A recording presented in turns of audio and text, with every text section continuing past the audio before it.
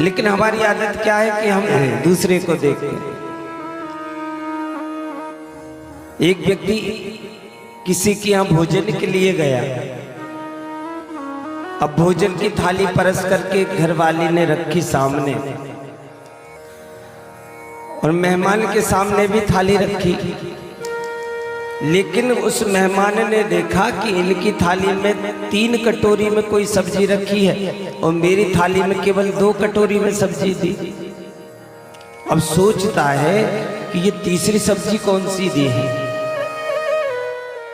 अब वो सब भोजन कर रहा है ना, भोजन इतना स्वादिष्ट है, उस पर ध्यान नहीं जा रहा उसका।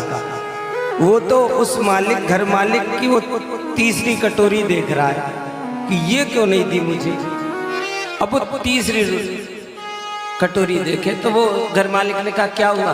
बोले ये मुझे 2 सब्जी दी है और तुम्हें 3 सब्जी दी, ये तीसरी कटोरी में। बोले वो मेरे ही काम की है। तो कहा नहीं मुझे वो चाहिए। हाँ भैया, पत्नी से कहा कि वो मेरी वाली सब्जी इनको ला के दे दो। अब वो उनकी सब्जी ला के कटोरी में दे दी। अब इसने सोचा कि ये बहुत अच्छी कोई सब्जी होगी तो पहले इसको खाऊं, बाकी बाद में खाऊंगा।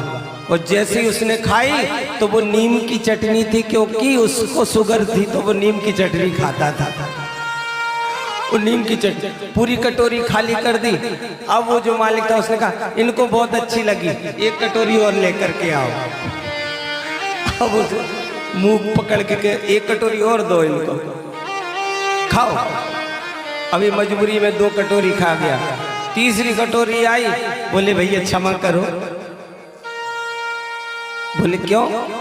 बोले अब मैं समझ गया हूं कि अपनी थाली में जो हो उसको प्रेम से पालो, पड़ोसी के यहाँ क्या सुख है उसको मत देखो।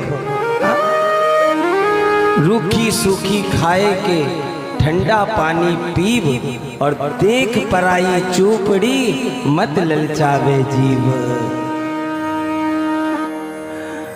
दुख का कारण यदि देखा जाए ना तो संसार में आधा दुख का कारण तो ये है कि मेरे पड़ोसी के यहाँ इतना क्यों है, मेरे रिश्तेदारी में उसके यहाँ इतना क्यों है।